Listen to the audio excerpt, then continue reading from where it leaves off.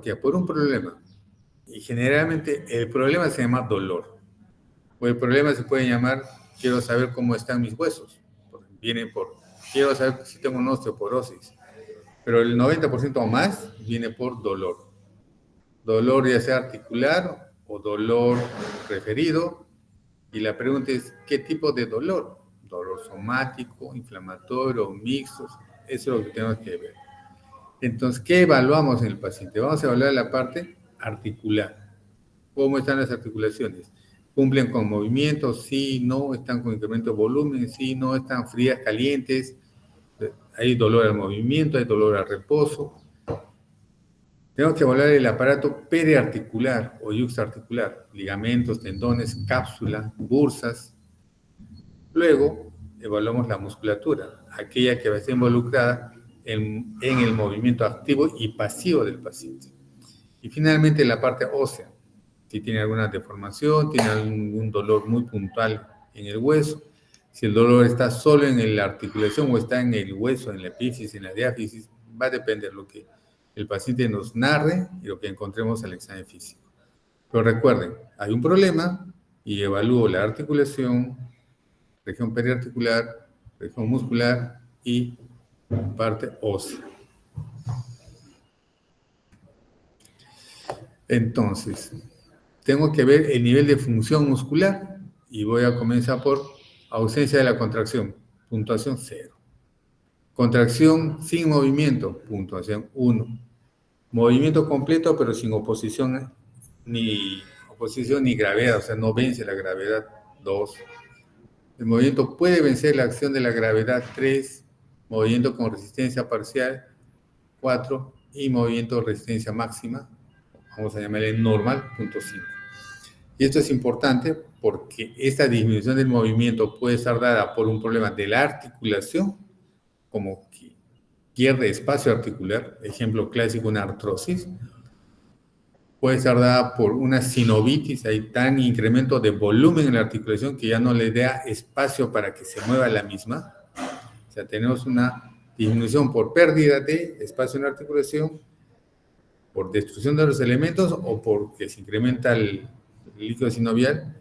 Y también podemos tener pérdida de la función por cosas externas. Por ejemplo, una miopatía, ya sea de origen neurológico o inflamatorio. Una dermatomiositis, una polimiositis, una miopatía por cuerpos de inclusión, una miopatía por alteración en el metabolismo del fósforo, una disminución de fuerza por hipocalemia, hiponatremia. Entonces, todo eso se tiene que evaluar de manera indirecta. La disminución de la fuerza nos tiene que hacer pensar en varias otras opciones como causas. Entonces, veamos un poco ya en el punto, los signos de enfermedad articular. ¿Cuándo yo puedo sospechar que la articulación está enferma? Uno, cuando tiene dolor. Y este dolor va a tener dos implicancias. Va a alterar la movilidad y va a estar presente en la palpación. Puede que ambas estén presentes o una de ambas. Entonces, y cuando hablo de movilidad, estamos hablando de movilidad activa y movilidad pasiva. La activa es la que el paciente realiza por sí solo. Le digo, señora, levante el brazo y levante el brazo. Y la pasiva será la que yo voy a realizar por el paciente.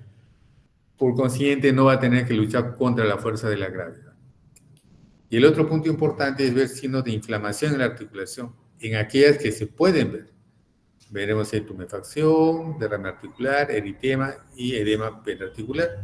Pero, por ejemplo, estos 4 puntos, para evaluar cadera no se puede, porque es una articulación profunda y se nos hace prácticamente imposible tener estos datos, ¿no? Pero en las otras articulaciones periféricas sí. En columna, por ejemplo, también es muy difícil. El eritema no lo vamos a ver, edema periarticular tampoco.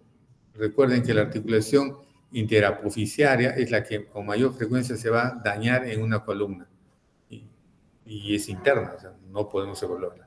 Sin embargo, en términos generales, es lo que vamos a buscar en las otras articulaciones. Alteraciones de movimiento y la presencia del paciente.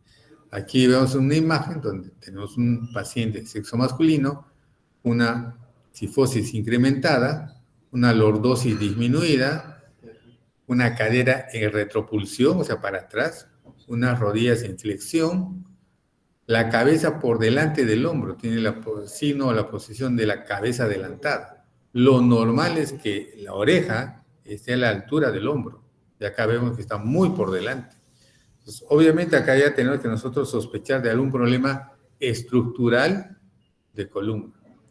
Entonces, la limitación del movimiento, como les mencionaba, puede ser de origen articular, extraarticular o un bloqueo articular. Cuando hablamos de una limitación del movimiento articular, veamos que sea por inflamación, una sinovitis, o por desgaste articular, una artrosis. Cuando la limitación es por un origen extraarticular, estamos hablando de una bursitis, que por dolor limita que el paciente mueva, o una tendinitis, o una tenosinovitis, que limite el movimiento, y también puede ser un origen muscular, que limite el movimiento. Y el bloqueo articular se va a dar básicamente cuando hay algún elemento que se ha destruido, por ejemplo, un menisco, se rompe y bloquea la articulación. O sea, en algún momento se mete entre el fémur y la tibia, y cuando el paciente quiere hacer la flexión, hay algo que, como una cuña, va a limitar el movimiento. Ese es un bloqueo clásico. Pero hay otras patologías que diríamos, para el otro lado, incrementan el rango de movimiento. Y esto ya tiene que ver con problemas básicamente genéticos. El más conocido son los pacientes marfanoides, donde tienen síndrome de Marfan, con movimientos de rangos articulares mucho mayores de los normales. Tenemos el otro grupo que es la hipermovilidad articular o la articular. Y por ejemplo, acá podemos ver en esta imagen que tiene una extensión de codos mayor a 180. Lo normal es 180. La maniobra de pulgar radio, lo normal es que el pulgar no llega al radio, y si llega hay una hipermovilidad a este nivel. Dedos en paralelo, lo normal es que los dedos queden, vamos a ponerle 110 grados, pero hay pacientes que llegan a 180, 160. La otra alteración, una superextensión de rodilla, una hiperextensión. Entonces se mete, hace un ángulo que vemos acá. ¿Cuántos de lo normal son? 180. ¿Y acá cuánto tiene? Mucho más que ello. O la otra maniobra que es palmas piso. Lo normal es que la palma no llegue al piso. Podrá llegar a la punta de los dedos. Pero si llega a la palma, pues hay una mayor movilidad en el esqueleto axial, ¿no? Entonces, esto también va a formar parte de las patologías porque la articulación que tiene mayor capacidad de movimiento, sin que el paciente se dé cuenta, va trabajando más de la cuenta.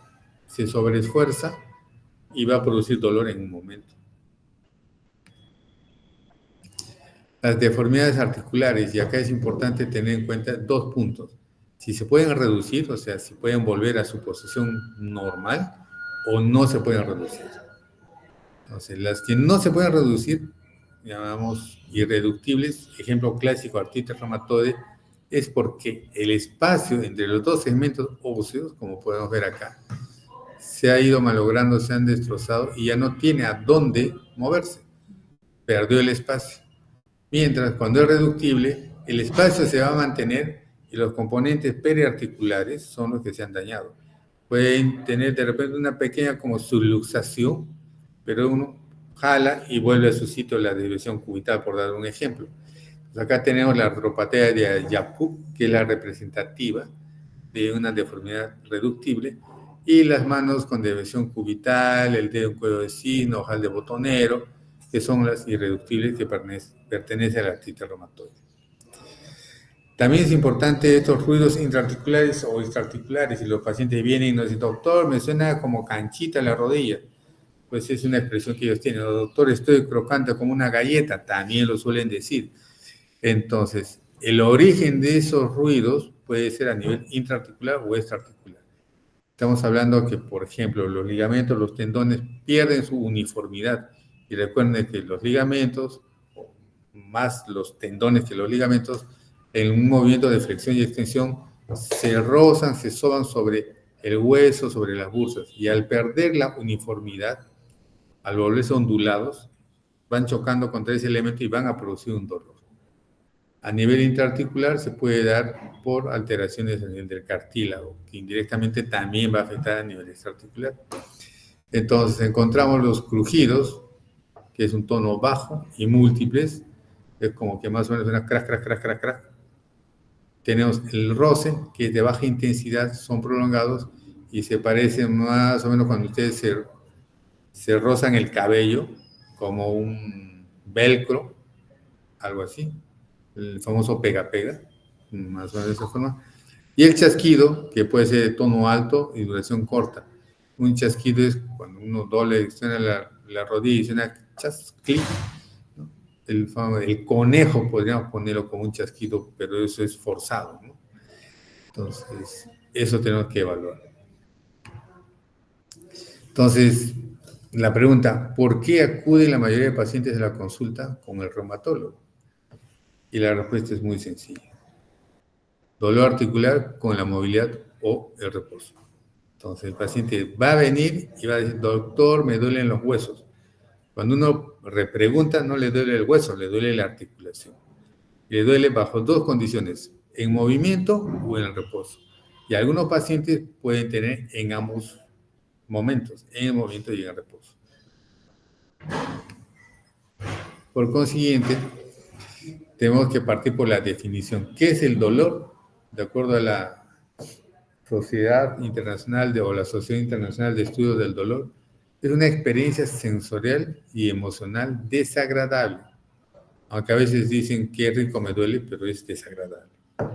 Asociada o en forma similar a una lesión tisular real o potencial. Por ejemplo, yo puedo poner la mano sobre la hornilla a una distancia considerable y siento que está caliente. Voy acercando y va a haber un momento que voy a sentir ya que me quema. Todavía no he tenido una lesión de tejido, pero ya tengo la molestia, dolor. Igualmente, yo puedo resbalar, poner la mano sobre la hornilla y plenamente me la quemo. Ahí sí el dolor es real, ¿no? Entonces, cuando hablamos de dolor, también tenemos que ver qué articulación o qué número de articulaciones están adoloridas. Entonces, hablamos de una articulación, sería una monoartralgia, un dolor monoarticular, una oligoartralgia, cuando tenemos menos de 4 articulaciones, y una poliartralgia, cuando tenemos 4 o más articulaciones con dolor. Otro dato importante es la distribución del dolor en las articulaciones, y esta que si es de una forma simétrica o asimétrica. O sea, me duele la muñeca derecha y también la muñeca izquierda. Me duele la rodilla derecha y también la rodilla izquierda. Entonces, la simetría nos va a inducir a ciertas posibilidades de diagnóstico. Por ejemplo, en la artritis reumatoide, el dolor es simétrico. Mientras que en la artrosis, el dolor es asimétrico. O en las espondiloartritis, vamos a poner artritis reactiva, el dolor es asimétrico. Entonces, eso nos va a orientar a posibilidades de enfermedades ya de diagnósticos. Entonces, si yo tengo un paciente con una poliartritis simétrica, lo más probable es que esté correspondiendo a un problema inflamatorio tipo artritis reumatoide o lupus. Pero si tengo una oligoartritis asimétrica, lo más probable es que sea una artropatía seronegativa. Respondente anquilosante, artritis por psoriasis, artritis reactiva, artritis idiopática juvenil, son varias opciones. El otro punto a tener en cuenta es en relación al tiempo. Estoy frente a un dolor agudo, crónico o intermitente. Entonces, ¿cuál es la diferencia entre un dolor agudo y crónico independiente del tiempo? Vendría a ser, ¿qué nos traduce? El dolor agudo es un signo de alarma, entonces nos dice peligro, es un stop. Y eso te alerta, busca cuál es la causa. Pero el dolor crónico, de por sí ya es una enfermedad, porque perdió la capacidad de alerta y la cronicidad nos está reflejando ya un deterioro de alguna estructura a nivel articular. Y el dolor intermitente va a estar en relación básicamente a alteraciones en el movimiento que a un inicio no tienen una implicancia importante desde el punto de vista anatómico, pero posteriormente sí se puede dar.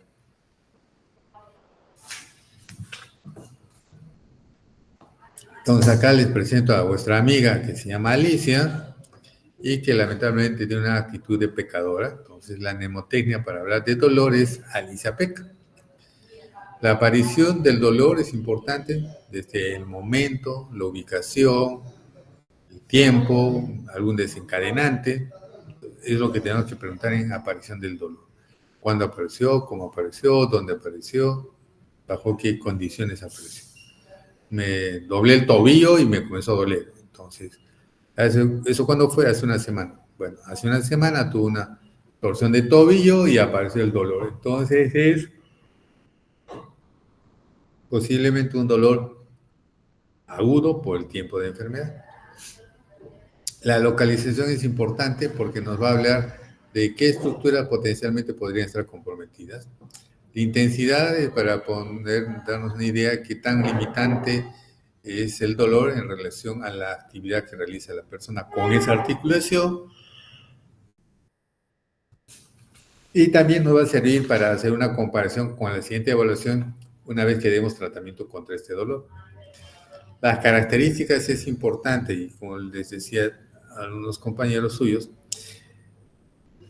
creo que la única condición de la semiología del dolor en base a características es cuando nosotros podemos darle alternativas, porque el paciente poco puede entender qué es una característica del dolor. Sin embargo, nosotros sí sabemos y podemos decirle si le quema, le arde, le punza, le aprieta, le tuerce. Mientras que intensidad hay que dejar que el paciente de manera espontánea nos manifieste. La localización igual y la aparición. Como hemos dicho que el dolor es algo subjetivo, en la parte de intensidad hay que tener cuidado en la puntuación que le dé el paciente. Por ello es importante que nosotros hagamos una doble valoración de intensidad. Puede ser con la puntuación de 0 a 10, que es una numérica continua, y después hacer una por intervalos, por ejemplo, leve, moderado, severo. Y si tiene un dolor en 9, pues corresponde a severo, y es lo que debería contestar el paciente. Si tiene una puntuación de 9 y nos contesta que es leve, algo ha salido mal. Tenemos que reevaluar este punto. La irradiación también es importante porque nos va a decir si este dolor por los dermatomas o por el origen embriológico tiene una irradiación por ese lado. La asociación está en relación a qué factores desencadenaron el dolor, qué factores pueden mantener el dolor, básicamente. La periodicidad es cada cuánto tiempo tiene el dolor. El ejemplo más fácil creo que es cólico menstrual, es cada X tiempo. Que el paciente no lo busca, ¿no? Porque si es cada vez que me levanto, el paciente está cambiando de posición, lo está haciendo voluntariamente. Eso estaría más en relación a la aparición. Pero la periodicidad es donde el paciente no está involucrado en la aparición del dolor. La evolución es importante saber si el dolor desde que apareció a la fecha se mantiene en intensidad, en localización, interacción, o ha ido para arriba o para abajo, ha ido creciendo o ha ido disminuyendo. Si hay algún factor concomitante que se presenta, ejemplo, tengo artritis reumatoide, me duelen las articulaciones, pero pues me dio la fiebre tifoidea, tengo fiebre de 39 grados y tengo mayor dolor. La fiebre tifoidea no tiene nada que ver con la artritis reumatoide, sin embargo, va a influir en las características de este dolor. Y finalmente la analgesia, si el dolor calma y en caso que sí lo calme, ¿con qué medicamento, a qué dosis o con qué acción? Puede ser que calme con reposo y no tiene ningún medicamento. O de repente le damos la medicación, diclofenaco 50 cada 8 y no le calma. O sea, ese dato también es importante.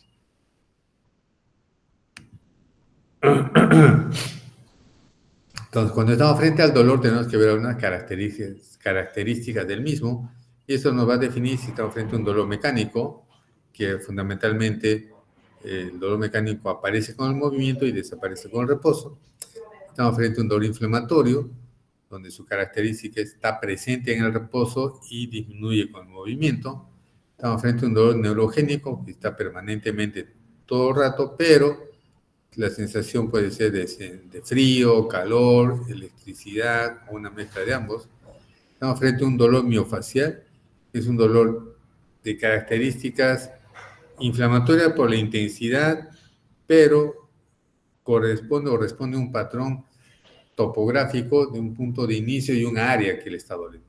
Me duele el hombro, ¿qué parte? La parte posterior del hombro y que puede irradiarse hacia la zona del cuello. Es un síndrome miofacial y en la mayoría de veces va a ir asociado a contractura muscular. Y finalmente existe el dolor psicógeno. El dolor psicógeno que le duele porque le duele, ¿no? No hay una estructura ni una fisiopatología que nos diga que hay un daño que esté produciendo dolor.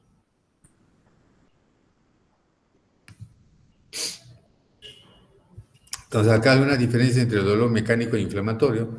El dolor mecánico empeora con el ejercicio, mejora con el reposo, raro por la noche, inicio brusco, sin síntomas de afección orgánica, mientras, bueno, y tiene una rigidez poco tiempo. Mientras que el dolor inflamatorio, que mejora con el movimiento, opuesto al mecánico. Empeora con el reposo, opuesto al mecánico. Dolor nocturno, ejemplo clásico, gota, opuesto al mecánico. Inicio insidioso, aquí brusco. Alteración con el estado general, es algo que hay que buscar. Paciente con artritis reumatoide, lupus, tiene un mal estado general, disminución del apetito, se siente cansado, fatigado, o sea, varía en cada paciente. Y la rigidez matutina mayor de 30 minutos, en general para los dolores inflamatorios, y para artritis reumatoide hablamos de 60 minutos. Entonces, son algunos puntos que nos van a ayudar a diferenciar claramente estos dos tipos de dolor, que de lejos son los más frecuentes en las enfermedades reumatológicas. Entonces, ¿cómo enfocamos a un paciente con dolor articular? Primero es tener una actitud diagnóstica, y esta actitud, ¿cómo se traduce? Con la anamnesis, que es el primer paso y el más importante. ¿Y qué debemos preguntar? Edad, sexo, etnia. ¿Por qué la edad? Porque hay ciertos dolores que son más frecuentes en algunas personas que en otras. Por ejemplo, si es una persona de 70 años, lo más probable es que tenga un dolor de origen osteoartrósico. Pero si es un niño, podría ser un dolor por un esguince, una artritis juvenil o finalmente por crecimiento óseo.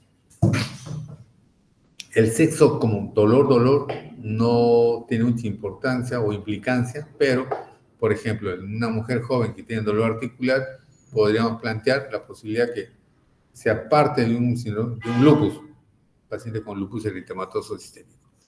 Mientras que si este dolor se ve en un paciente varón de 70 años, pues lo más probable es que se pone artrosis. Entonces estamos juntando todos los factores, el sexo y la edad.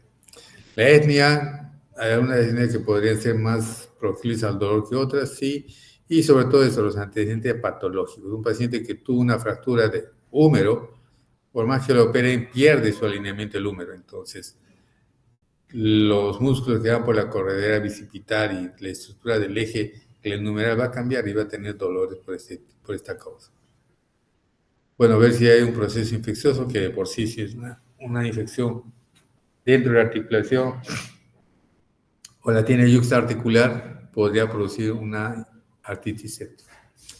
Episodios previos, un paciente que ya tiene estos dolores antes, hay que evaluar si hay relación con la consulta actual. Historia sexual. Entonces, en la historia sexual, básicamente para los que están entre 15 a 25 años, que les gusta visitar chicas alegres, entonces pescan su gonorrea y tienen su artritis. O el HIV. El HIV en algún momento puede dar compromiso osteoarticular. Entonces es importante saber la historia sexual, el número de parejas y qué costumbres tienen con las parejas. Sexo seguro es lo que se debería recomendar. Antecedentes familiares, si mamá, papá, o sea, familiares directos tienen alguna enfermedad reumatológica como artritis reumatoide, espondiloartropatías o enfermedades reumáticas en general. Y bueno, los hábitos tóxicos. Acá no incluye la pareja, por si acaso. Si la pareja es tóxica, es otra cosa. Hábitos tóxicos tiene que ver con consumo de alcohol en exceso, tabaco, marihuana y otro tipo de drogas. Entonces, en base a esa anamnesis, haremos nuestra exploración física y acá bien claro están recuadros de la exploración, del aparato locomotor. ¿Qué tiene que hacer? Recuento de articulaciones inflamadas. ¿Cuántas articulaciones están inflamadas? La fuerza muscular, la movilidad de la columna y esta exploración en base general, preguntar si hay fiebre o otras alteraciones. Pero recuerden, importante, recuento de articulaciones inflamadas y yo pondría y dolorosas, más una evaluación de la fuerza muscular y la columna. ¿Sí? Bueno, y luego podríamos plantear algunos estudios complementarios dependiendo de lo que encontremos en la anamnesis y en el examen físico. Entonces, hemograma, los bioquímicos basales, si hay inflamación tendré que medirla con velocidad de sedimentación y proteína C reactiva. Si sospecho un artritis reumatoide, pediré factor reumatoide. Si sospecho de un lupus, pediré anticuerpos antinucleares. El estudio líquido sinovial siempre y cuando sea factible obtenerlo. Por ejemplo, viene con una monoartritis de rodilla, entonces hago una artrocentesis, veo la parte macroscópica del líquido, si es opaco, es amarillo, translúcido o no. En caso tenga sospecha de infección, pues tengo que evaluar un cultivo de líquido sinovial, una evaluación por Gram y visualización de cristales, siempre y cuando tenga esa posibilidad. Ya en imágenes de cabeza veis la radiografía. La radiografía tiene sus ventajas y sus limitaciones. Como ventaja nos va a ayudar a ver el hueso como estructura. Como desventaja no nos permite ver tejidos blandos, llámese cartílago, ligamentos o tendones. Una radiografía de tórax si lo amerita, si el paciente tiene una sospecha de mieloma múltiple, pues en la calota encontraremos estas lesiones a cabo o unas erosiones. Muy bien. Entonces, la exploración física, el enfoque es GALF, que es una mnemotecnia en inglés, y aquí está la traducción. Gait, marcha. Arm, brazo. Leg, pierna. Spine, columna. Entonces, el problema está en la marcha, está en el miembro superior, miembro inferior o columna. Es la forma en la cual tenemos que evaluar el dolor y también hacer el examen físico. Entonces, veamos, el paciente entra caminando, está cojeando, está en silla de ruedas. ¿Dónde tiene el dolor? En el brazo. Veamos los movimientos en las articulaciones del brazo. Y comencemos por el hombro. Hombro, codo, muñeca, dedos. Miembro inferior, pierna. Tiene dolor en la pierna. Mira, recuerda que pierna es de la rodilla para abajo. Pero para esto se lo toma como miembro inferior. ¿Por qué? Porque el paciente dice, doctor, me duele el brazo. El paciente dice, doctor, me duele la pierna. Raramente van a decir, me duele el hombro, me duele el codo, sin ser tan preciso. Y es más, dicen, doctor, me duele la pierna y señalan la rodilla. O dicen, me duele la rodilla y señalan la rodilla y su dolor está en la pierna realmente. Entonces, tómenlo de ese punto. Y la columna tiene que ser columna cervical, dorsal y lumbar. El paciente puede venir y decir, me duele la cintura y nos enfocamos en columna lumbar, sin embargo, podría tener un problema desde la columna cervical.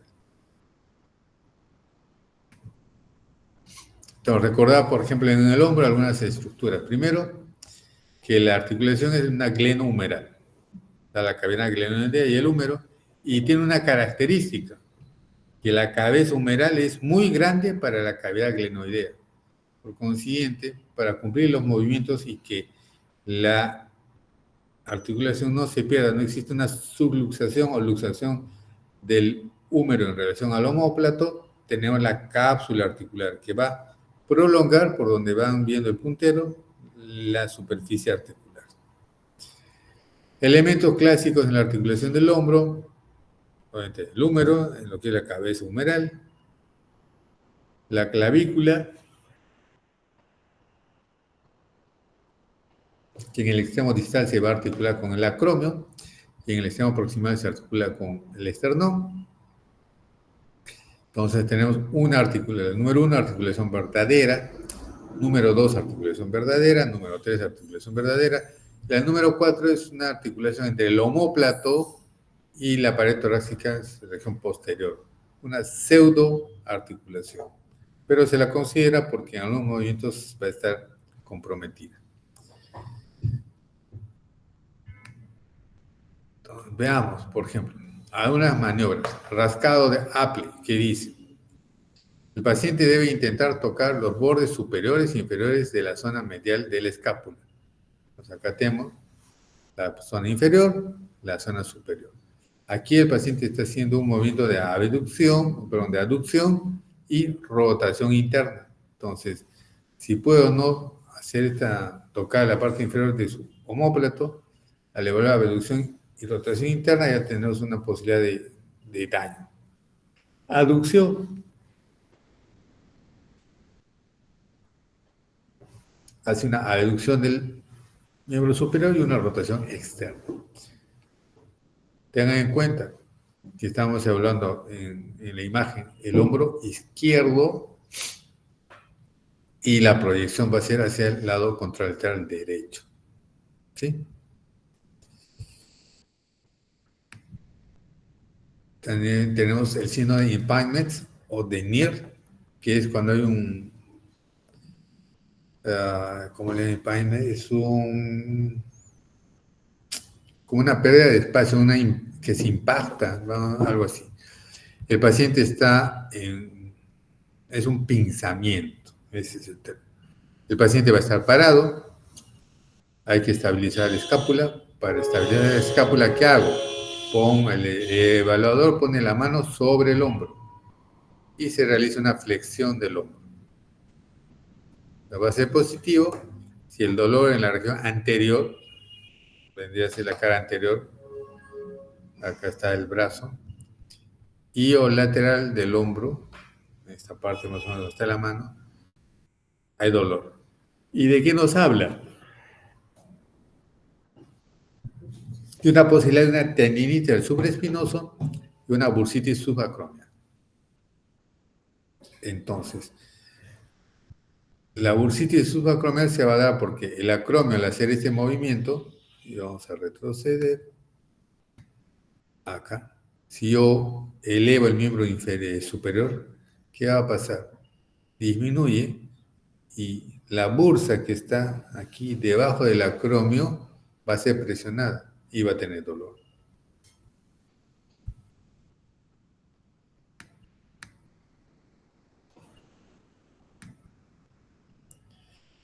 Hay dos maneras interesantes. Esta es la manera de Yokun, y que evalúa el manguito rotador y el pinzamiento. ¿Y qué me va a decir? Que hay una disminución del espacio subacromial. Y bien sencillo, miren, el paciente hace una flexión de hombro, una flexión de codo y pone la mano en el hombro opuesto al que va a ser explorado. Entonces el paciente intenta levantar y el médico hace oposición. Y se despierta un dolor en el hombro. La manera de Hop nos evalúa el supraespinoso. Y en el supraespinoso, para ver si hay una ruptura en la zona donde el supraespinoso se inserta en el hueso.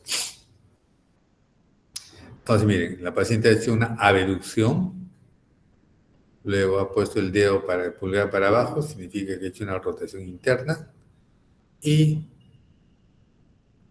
va a tratar de hacer una elevación del miembro superior y el médico se va a oponer. Producto de esta oposición se va a despertar un dolor en esta zona.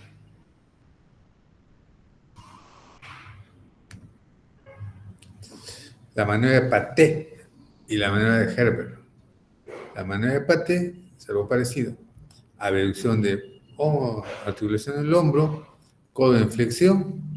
El paciente va a hacer una rotación externa, o sea, va a tirar el antebrazo hacia atrás y el elevador se opone y se va a presentar un dolor a nivel del hombro. Y la maniobra de Gerber, el paciente pone la mano en proyección posterior con rotación interna, como quien dice, va a tratar de coger la parte posterior lumbar y yo me opongo. Separe la mano y yo hago una oposición. Esta maniobra es muy importante porque nos permite evaluar el subescapular, que es un músculo al cual por palpación no vamos a tener acceso, porque está debajo de la escápula. Está entre la escápula y la pared torácica, y ahí no hay forma de llegar. Es una maniobra muy, muy importante.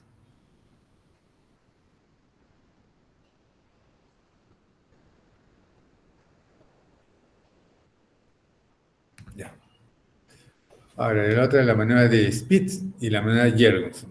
Vamos a comenzar por la segunda Jergensen, que nos va a servir para evaluar la tendinitis de la porción larga del bíceps. Entonces, el paciente está con una extensión de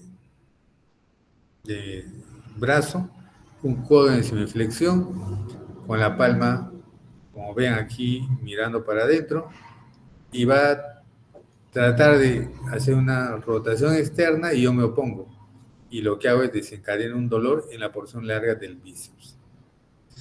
También la maniobra de Spitz, el paciente hace una flexión del miembro superior, le digo que eleve y yo me opongo y voy a despertar un dolor en esta zona, donde está el puntero. La flexión contra resistencia y supinación contra resistencia, ¿no? O sea, acá el paciente va a supinar la mano y no se la dejamos y tiene el dolor o se despierta el dolor. La maniobra de Napoleón es clásica, ¿no? Una lesión del subescapular y es fácil. El paciente anda con la mano sobre la barriga y con una abducción del miembro superior, con una lesión a nivel del hombro.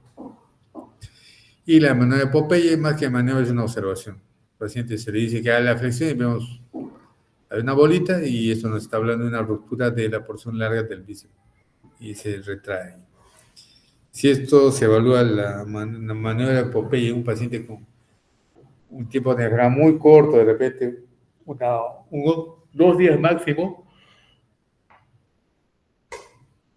quirúrgicamente todavía se podría reparar el tendón del bíceps, pero si ya pasó más tiempo, ya se fibrosó y no hay forma. Dos clásicos: codo del golfista y codo del tenista. Y vean que los ricos también lloran, ¿no? Porque los ricos que juegan golf desarrollan un dolor, una inflamación en el epicóndilo medial, ¿no? Por el movimiento al golpear el palito de golf. Entonces, se le dice codo del golfista o epicondilitis medial. Y del otro lado tenemos la epicondilitis del tenista, que es en la zona externa. Y también se le dice epicondilitis lateral. Son dolores muy agudos en realidad.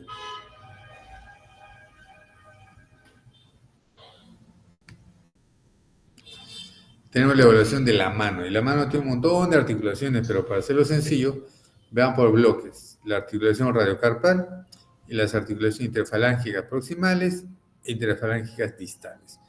En ambas tenemos que evaluar con las dos manos, hacer una palpación buscando articulaciones dolorosas o inflamadas. En la región tenar es importante este punto porque corresponde a la articulación del primer hueso metacarpiano con el trapecio. Pues acá, si hay dolor a la presión, lo más probable es que estamos hablando de una risartrosis, sobre todo si es una persona mayor. Y en la región hipotenar hay que buscar también un problema a nivel del quinto metacarpiano. Dedo engatillado es la maniobra del hombre araña, le decimos. El paciente viene porque el dedo se le quedó atorado así. Y cuando lo quiere regresar, sí lo hace, pero con mucho dolor. Y lo que sucede es esto, que el tendón se ha inflamado, se echa una pelota, pasa la pelotita cuando hace la flexión y no puede regresar. Entonces recordemos que el dedo tiene una polea proximal, segunda polea, que es polea medial, y la tercera, que es la polea distal. Generalmente, para el dedo engatillado es la primera polea.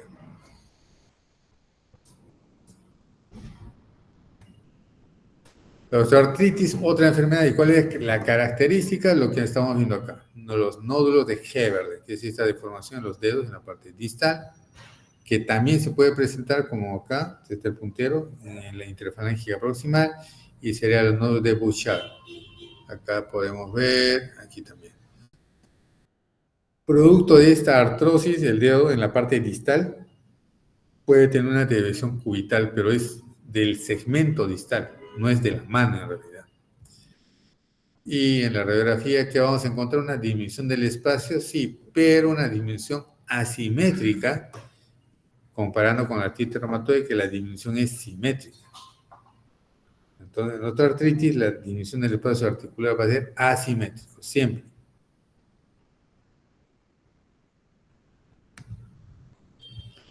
Entonces, deformidad de las manos, y vamos acá, deviación cubital, lo clásico que vemos. Dedo en cuello de cisne, se va a caracterizar donde está el puntero, que hay una hiperextensión de la interfalángica proximal y una hiperflexión de la distal. Dedos en ojal de botonero, tenemos lo opuesto al cuello de cisne. Tenemos una hiperflexión de la interfalángica proximal y una hiperextensión de la distal. Pulgar en Z, pues ahí ven la Z. Hay una destrucción de la articulación interfalángica y de la radiocarpal. Y deformidad en tecla, que es esta sobreelevación de la apófisis exterior del cúbito, que uno aprieta y se hunde, como si fuese una tecla de piano. Por eso, si no es la tecla. Entonces, clásicamente estas son deformaciones seculares de la artritis reumatoide. ¿La deviación cubital la podemos ver en los pacientes con lupus? Sí. Dedo en cuello de cisne, ¿podemos ver en los pacientes con lupus? También. Dedo en ojal de botonero, también. Pero, a diferencia que la artritis reumatoide, estas deformidades no se pueden reducir, no es que yo apriete y vuelva a su posición normal, en el lupus sí lo hace. ¿Y eso por qué? Porque el cartílago no ha sido gastado, porque la articulación no ha sido inflamada realmente, sino más es el componente extraarticular. Síndrome de túnel del carpo, que es algo fundamental. Dos maniobras para diagnosticarlo, maniobra de Funnell y maniobra de Tinel. Entonces acá, en ambas lo que voy a hacer es incrementar la presión interna. Recuerden que nuestro cuerpo está envasado a presión negativa. Entonces, en esta maniobra lo que hago es incrementar la presión en el túnel del carpo y el paciente debe sentir una sensación de adormecimiento, electricidad en algunos casos. Y la nueva maniobra de Tinel es percutir sobre el cartílago, sobre el tendón a nivel del conducto de túnel del carpo. Y si pasa corriente hacia los dedos, básicamente primero al tercero, estamos frente a un paciente con túnel del carpo, y acá la parestesia debe ser en los 5 dedos. Entonces, bueno, la extremidad superior va a tener algunos movimientos clásicos. Tenemos el de flexión, que es hacia adelante, el de extensión, que es hacia atrás. Entonces, cuando marchan, hacen una flexión del miembro superior y luego hace una extensión del miembro superior. Luego tenemos la abducción, que es cuando de la posición, esta es la posición anatómica, y aquí está la línea articular. Cuando de esta línea media articular se aleja el artículo, tenemos tenemos un dolor, o mejor dicho, cuando no se aleja, vamos a tener un compromiso acá. Es el momento de abducción. Luego tendríamos el momento de rotación, que es una combinación entre la rotación interna, externa, y los movimientos de rotación interna o externa. Ponemos codo en semiflexión, le decimos que vaya para afuera, rotación medial o rotación lateral. Síndrome de manguito rotador, pues clásicamente tenemos acá los elementos y el dolor va a ser por los tendones inflamados. ¿Qué me va a decir el paciente? Que tiene dolor con el movimiento. Y cuando está tranquilito, baja o desaparece. Es un dolor difuso. Le duele el hombro, no puede precisar un punto. Sin embargo, Con un poco de paciencia, el paciente podría sí precisar el punto que le está doliendo ahora, pero no necesariamente donde empezó su dolor. Hay una limitación al movimiento activo, es importante. Y vean que no es articular, es extraarticular, pero hay una limitación importante de movimiento activo. Las causas, inflamación de los tendones y desgarro parcial de los mismos o desgarro total, ¿no? Entonces, un desgarro agudo que tiene un origen brusco, una caída, una frenada cuando está viajando usted en el chino o en el lanconero, frena bruscamente y le va a doler el hombro. O un movimiento súbito viene a ser eso. Si tiene una enamorada muy alta o un enamorado muy alto, también se puede dar este problema. El desgarro crónico va a partir de que exista un desgarro inicial y este, al no ser tratado adecuadamente, pues va a continuar y se va a cronificar. No solo el desgarro, sino también el dolor. La tendinitis crónica, pues producto de lo mismo, una inflamación.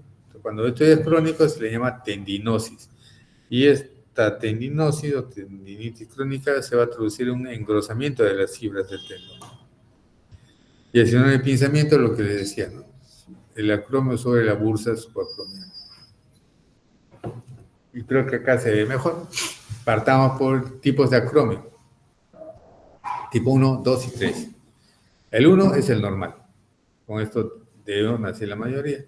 El tipo 2, vean que ya el acromio se va encurvando. Y el tipo 3 prácticamente es un gancho. Entonces, acá en este espacio lo que tiene celeste es la bursa. Entonces, entenderán que cuando está como gancho es más fácil que el hueso choque sobre la bursa y la dañe.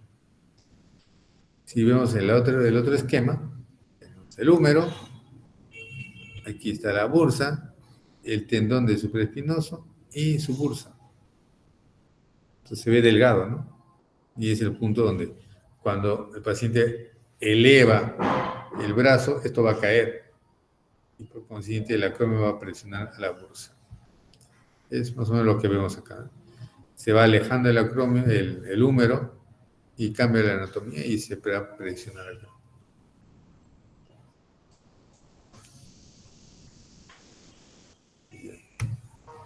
Entonces, alteración de la columna, es importante lo que le dije, la columna va a tener un alineamiento entre la oreja y el hombro.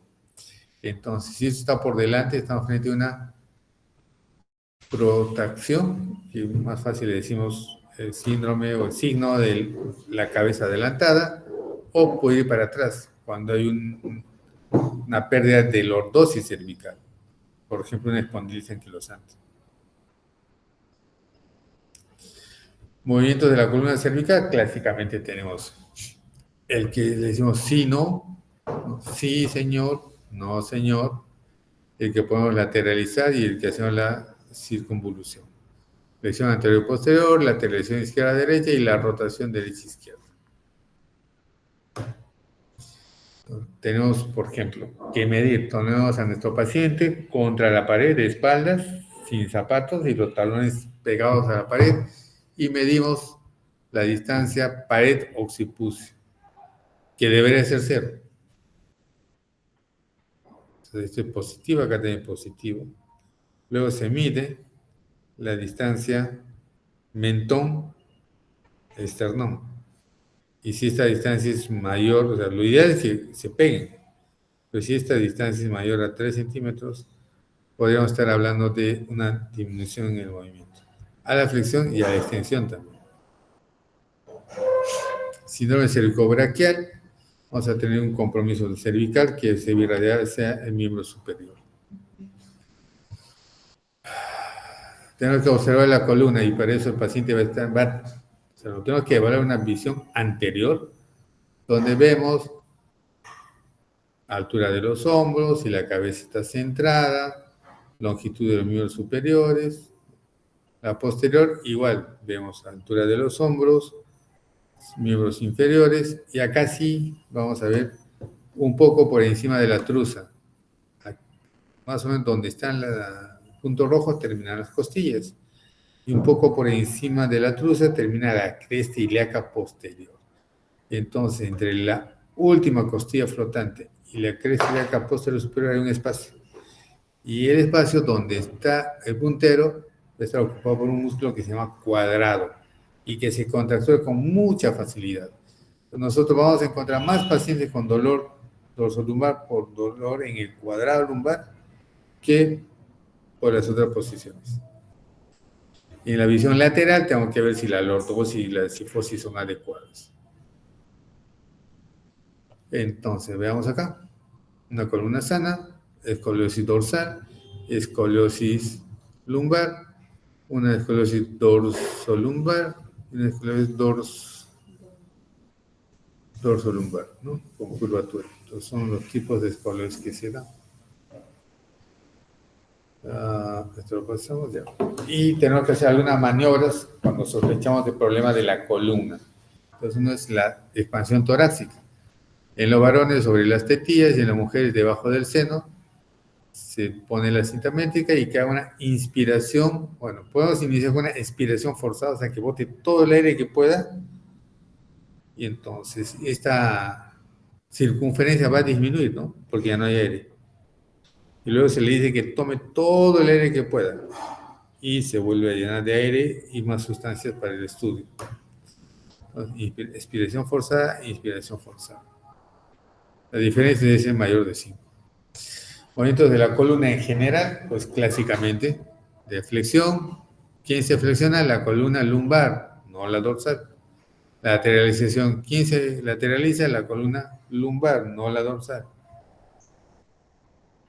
¿Quién toma su pizquito? Entonces va a tener de repente su columna así torcida, ¿no? Porque se va a quedar dormido en mala posición. Y si es estudiante universitario, se va repitiendo y se va torciendo de a poco. Porque recuerden que si bien los niños están en crecimiento y es más fácil que pueda tener alguna alteración en la escoliosis, de la columna y formar una escoliosis, también las posturas, ya sea de grande, van cambiando esto. Pues los movimientos se van a sentir o se van a ver limitados en el tiempo. Entonces ahora están tirados sobre la cama revisando su celular, están estudiando con el libro ahí en la cama. Bueno, pues, las consecuencias se verán después. El problema es, como lo dice el refrán, árbol torcido y no se endereza. Y esta columna con escoliosis de adulto ya no va a volver a ser normal. El test de Schober es otra maniobra para ver o evaluar la columna lumbar. Entonces, expansión torácica, columna dorsal. ¿De acuerdo? Movimientos de la columna, en general, paquete dorso-lumbar. Test de Schober, fundamentalmente, columna lumbar. ¿Qué hago? Veo la cresta ilíaca posterior superior, trazo una línea y hago un punto. Y de este punto mido 10 centímetros en la región cefálica y mido otro punto. Al paciente le digo que haga una flexión anterior sin doblar las rodillas. Y si esta distancia es mayor a 5, está normal. Si la distancia es menor, hay alteración. Quiere decir que si esto que he medido son 10, y siempre van a ser 10, cuando haga flexión deberían ser 15 o más. Entonces, si es menos de 15, significa que es menos de 5 y hay una alteración. Sin embargo, esto lo debería comprobar con el Schober ampliado. Encontré esto en internet. ¿Para qué medidas? Son 10, siempre van a hacer una flexión. Entonces hago una medición hacia la línea interglútea, que son 5 centímetros, y tengo 10 para arriba. O sea, en total, 15. Le digo que haga una flexión y estos 15 deberían ser 20 o más. ¿Sí?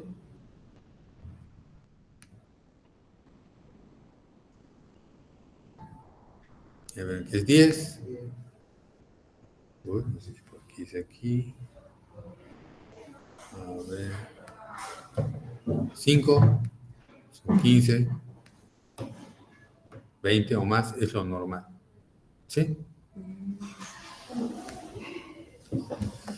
Bueno, la otra maniobra, dedo, suelo, flexión y lateralización. Pues el paciente está en bipedestación y trato que los dedos de la mano, no la palma, sino los dedos, lleguen al piso, sin doblar la rodilla. Entonces uno tiene que vigilar que no doble la rodilla. Y la otra es la de lateralización. El paciente está en firmes y le digo que lateraliza a la izquierda o a la derecha con los dedos pegados y luego mido esta distancia.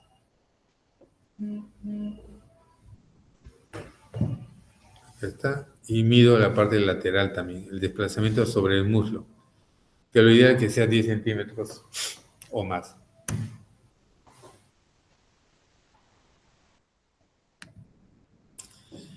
Sino el acceso, bueno, es una evaluación más o menos neurológica. No tengo el paciente en cuito dorsal, hago una flexión de cadera y lo normal es que por encima de los 70 grados ya tenga dolor. O si el dolor se presenta antes, estamos hablando de un LACE positivo, que es un problema neurológico, una inflamación de raíz nerviosa. Y tenemos la manera de Bragg. Entonces, si hago un LACE positivo, duele, disminuyo hasta que desaparece el dolor y luego hago una flexión anterior del pie y vuelve a doler. De Favere, que es para evaluar cadera, hacer una flexión de rodilla, abducción, rotación externa y luego una extensión. Esto me evalúa ese problema. Con saciliacas, y creo que esto ya estamos haciendo la segunda parte también. Pero en saciliacas vamos a ver la maniobra Halsen y la compresión de la articulación. Y esta es la palpación directa, en realidad, es la que nos da mejores resultados. Acá lo que realizo es una abducción de cadera y una compresión de la misma a nivel de la rodilla, y debe tener dolor en la parte posterior. O en la compresión sacroiliaca pongo al paciente en lateral, cúbito lateral. Vamos a asumir que esta es la cadera derecha, presiono y el paciente debe sentir dolor en la cadera izquierda, no en la derecha.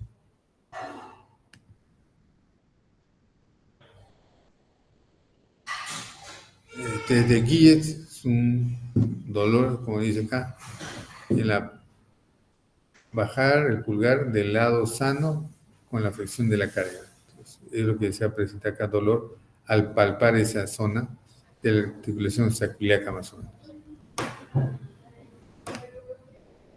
Y bueno, hasta ahí llegamos hoy. No sé si tienen algunas preguntas, dudas, algo que aclarar. Hola, ¿están presentes? Sí, doctor. Muy bien. Listo, entonces nos estamos comunicando el día lunes a las 8, ¿no? 8:30. Sí, doctor. En Cayetano. Sí, en el auditorio Cayetano. No te escucho. Sí, en el auditorio Cayetano Heredia en Loaiza. Ya ustedes se encargan del proyector y todas esas cosas, ¿no? Sí.